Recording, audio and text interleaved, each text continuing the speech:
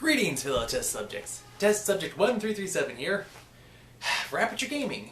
They make it, we test it, you play it. And welcome to the post-E3 2015 recap. There was a whole bunch of great games this year, and in fact some of the games, they announced them before E3, there was lots of demos at E3, and now the future of gaming, it looks really good. So I'm just going to go over a quick list of all the things that caught my attention, both pre and during the E3 events. To begin, I want to do a special note. Everybody's Gone to the Rapture. It's coming this August. It's from the developer, The Chinese Room, being published by Sony Computer Entertainment. It looks pretty interesting. It shows a very naturey world outside, somewhere in London, England, or around that area, set sometime in the past. I don't know the full details of this, but it's a really good looking game. I highly recommend it. It's definitely on my to watch radar. So let's see. And now I'll just go through games and publishers of what has caught my attention. 2K Games. WWE 2K16. If you're a fan of the wrestling industry, of the WWE, this is the latest installment in their franchise, so kind of like what's going on there. Alright, XCOM 2. It has been many years since the alien threat was driven back from XCOM Enemy Unknown and XCOM Enemy Within. But now it appears that stuff has hit the fan. So, uh-oh. Well, it looks like Team XCOM is back to save the day. Now, it's only going to be on PCs, so, yeah, that's kind of a drawback there, but hey, they made some decisions, so I have to respect and honor those, so, oh well. Yeah, let's see what else we got here. Alright, from 505 Games, Abzu, A-B-Z-U. It looks like some underwater exploration, deep sea diving game. I think I saw footage of this earlier from way before E3, but it has caught my attention. It looks pretty interesting, like an ocean exploration simulator. Alright. Activision. Guitar Hero Live! Yeah, this was announced way before E3, but I think it was pretty cool how Guitar Hero and Rock Band, they each had their games. Some time has passed, and now they're trying to bring it back with something new.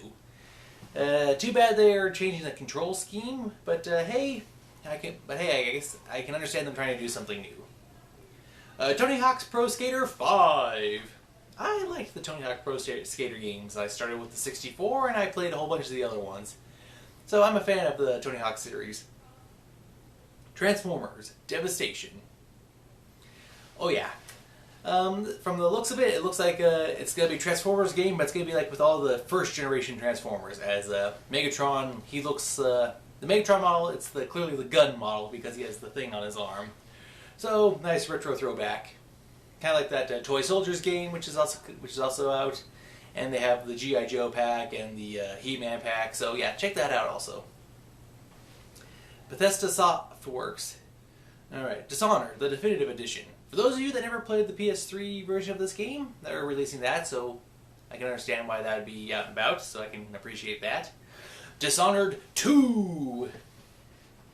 Now I like this because, based on how Dishonored ended, and then how The Knife of Dunwall ended, it left it so you can interpret how the story went. How the end was the result of your actions, whether they be good or bad.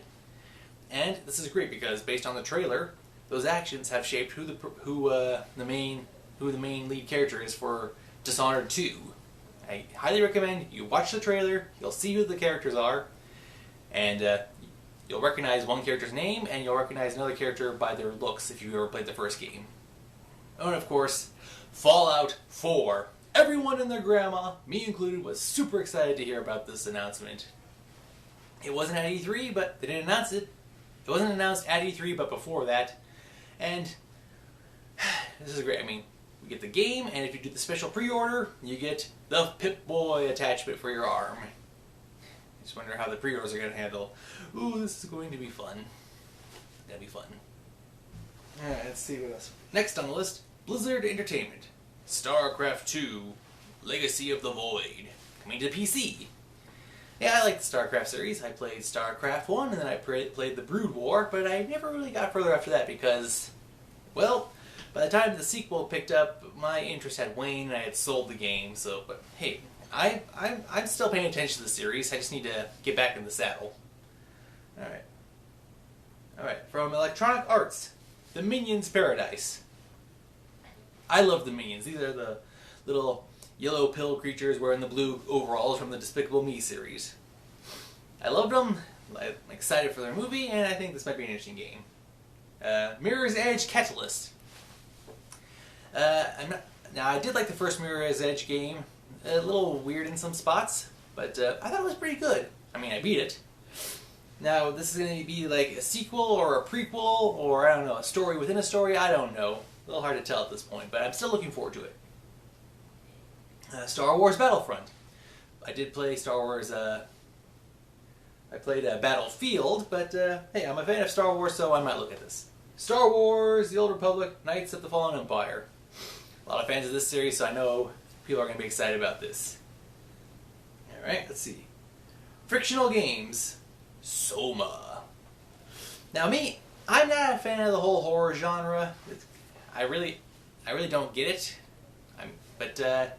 Here's what, like, way since last year they've been releasing like trailers, like live action trailers of people in like some kind of sci-fi environment. So it is interesting the way they've been pitching the idea. So I'll have to look and see how this works because, like I said, I am leery of horror games. This does look interesting. Harmonix. You guessed it. Rock Band 4! Yeah, so I'm excited for this one because especially how they've had their website up where you could suggest and or recommend songs. It's not 100% guaranteed you'll get into the game, but it's nice to hear that they're taking feedback and ideas. Also, the ability to actually use pre-gen peripherals. Fingers crossed. Looking forward to that. Hello Games! They're presenting a game called No Man's Sky. Oh man. From the trailers, this looks amazing. It's like, and from what I read on the internet, it's like, okay. I'm going to really date myself, but there was this comic called Calvin and Hobbes, and one of his personas was Spaceman Spiff. You had to fly across the universe, fly across the galaxy from planet to planet, exploring new planets, discovering new creatures and things and whatnot. That kind of looks like this. It's like a Minecraft, and let's see, there's Star Wars, and like there's exploration elements, so you can explore on the planet, you can explore the creatures, then you get into your ship, and you fly around up into the sky and then into space, and there's space battles, so I am really excited. I'm looking forward to No Man's Sky. If you get a chance, check out the trailers here on YouTube. I'm just, wow.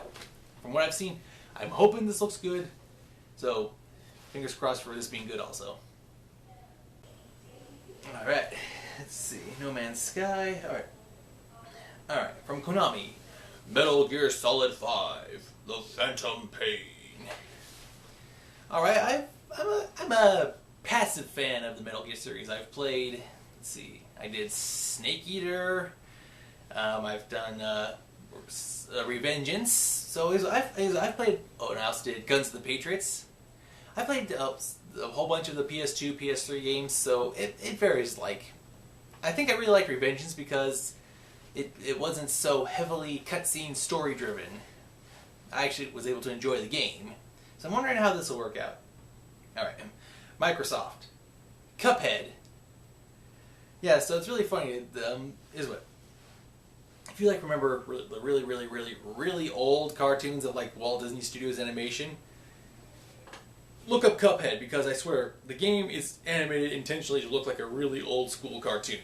It has this has really caught my interest, and I'm wondering, and the game, it does look interesting, so I suggest you check that out.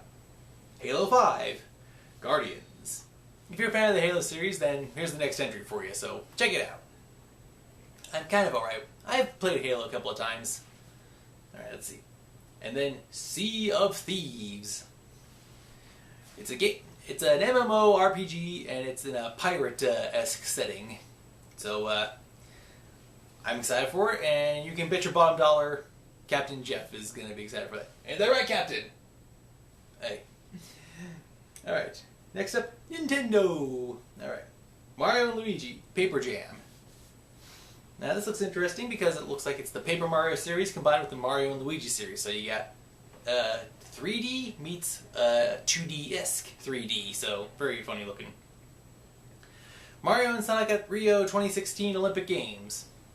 You know, when they first did this, I was like, okay, interesting crossover, this is going to be. But no, they're actually doing it for every game, so like every 2 years one of these new games comes out. So it's in a holding pattern, I can like that. Star Fox Zero. Fan of the Star Fox series? Interesting to see how this one's going to play out. Liked how they have the new functions for the R-Wing. Super Smash Bros. For the Wii U. I'll be honest, I love the 64, I love the GameCube, but I haven't played the Wii one yet. Wait, I did once, but not for that long, so yeah, who knows how this one will work out. Alright, let's see, from Panic Games, Firewatch. Now this looked interesting, this really caught my attention. It was shown at, I think, PAX before E3, but E3 is where it had some more footage shown. If I was to describe this, it looks like... Oh boy, how do I put this? It's a first-person POV game, but the environment, it looks like something out of... It looks like Team Fortress 2. The way the characters' limbs are and some of the stuff they interact with. Yeah, so... Yeah, and this game looks interesting. I saw some of the video footage of it, and it's based on how you interact with the world, so I recommend checking it out. Look for the video here on YouTube. Let's see. Sony Computer Entertainment. Horizon Zero Dawn. In a world where technology has officially shut down all the cities, robots that look like animals and dinosaurs run rampant across the plains, and you play this woman who has a bow and arrow that has like EMP functions on it to try to get gasoline or whatever to survive. So robot dinosaurs, it's like Jurassic Park steampunk edition, so well, it's not that, but that's the best I can come up with for a description. Ratchet and Clank. With the new movie coming out, they've been touting this, it's pretty funny. Play the game, based on the movie, based on the game. So it'll be interesting to see how this if it's a reboot or if it's a tie-in, a crossover, or if it's a new chapter. I'm getting notes from every place, but this will be interesting. I wonder how this will affect the Sly Cooper movie, and if how it'll affect the next game, if we ever get that. Still no sign, hide nor hair or cane of that. Let's see. The Last Guardian. It has returned. Yeah, The Last Guardian was announced a while back. Pretty good deal back, but saw a trailer again of it at E3, so it does show that there is life in the project. Granted, it's currently in development hell, but still, I would really like to see this game. It looks interesting. I did play Shadow of the Colossus, and this is a very strong remnant of that, so I'm wondering how the story will change. Okay, from Square Enix. Final Fantasy VII for the PS4. Everyone and their grandma, again, is once again super happy with hearing this. Now, they said that the game will alter slightly from the original, so I just have some questions or statements about that. Now, I have in the past played Final Fantasy games. I played them on the PS2. I didn't really play any of the really, really old school first generation ones when it first came out. Now, I can understand why this would be a good thing, the new Final Fantasy VII. They said that they're going to change some things, like if there was something really bad in the game, did they take that out, or did they alter something that was good? Now, and then think about it, would you pay full price for this game just to replay the same game that you may have already played or already own or downloaded at this point? So, and then secondly, if you have never played number 7, would you play the original one to see how better or worse the new one is going to be? Would you play that first, or would you play the new one first and then go back to play the old one to get like the appreciation for it, or to see how the old one is better or worse? Or do you not play the first one at all? These are just some questions I have. I'm trying to figure out the mindset of the Final Fantasy fan base. Because like I said, I do like the games, but I'll be honest, I've played so many other stuff. I've never played all the way through a complete Final Fantasy game. It's on the way backlist, back burner. All right, let's see. Also from Square Enix, Hitman, another entry. I like this. I was interested by the trailer. It didn't show any gameplay, but it's nice to see that this franchise is still alive and kicking and still hitmaning it up. Let's see. Kingdom Hearts Unchained. Everyone is excited for the next Kingdom Hearts announcement, but it's going to be like a mobile game, Android, iOS. And of course, Kingdom Hearts 3. It's still in development, it's still being worked on. No release date, which I'm really kind of annoyed at. But we did get to see some new footage. And we do know that somehow Rapunzel and Tangled is going to be in there, so excited for that. Alright, from Ubisoft. Assassin's Creed Syndicate. Yay! Another Assassin's Creed entry. This time in the Victorian era. I'm excited for that one. Also, For Honor. Are you a Viking? Are you a samurai? Or are you a knight? This looks great. It's like this looks great. It's like Dynasty Warriors almost. Not a dead on accurate Dynasty Warriors clone, but it has some elements that remind me of that. I'm looking forward to this. One of the things is I like you have to use one of your sticks to control your sword's blocks and your sword's strikes, so that'll be interesting. Warner Brothers, Batman, Arkham Knight. Only a few more days, people. Only a few more days. Legos, Marvel's Avengers. Well, let's see. We already have the Lego Marvel superheroes, so how will this one... What will it add to the universe? Will it give us characters that weren't in the first game? Will it give a better story for the characters that were? Will it add more? Will it take away something? Will it show the upcoming things for the next couple of years? Who knows? Lego Dimensions. This is... if you become part of the Lego universe, everything goes in there. You got... let's see, you have Superman interacting with Back to the Future, so this is going to be interesting to see how this works out. And then finally, Mad Max. I haven't seen the movie yet. I gotta check it out, see if it's how it is. I haven't been able to due to lack of time and or funding. Okay, so overall I have to say I'm very happy with this year's E3. I liked the games that they were announced. There was games announced before it and they were showed off at it, so this is really good. I think this was a very good year. Yeah, so that overall I have to say this is a very good E3. I give it a solid 9 out of 10. Would have loved to see an official Kingdom Hearts release date, but oh well, we can't always get what we want. Alright, so that's all the time we have for this episode. Thank you for watching. Until next time, this has been Test Subject 1337 saying thank you, have a nice day, and game on.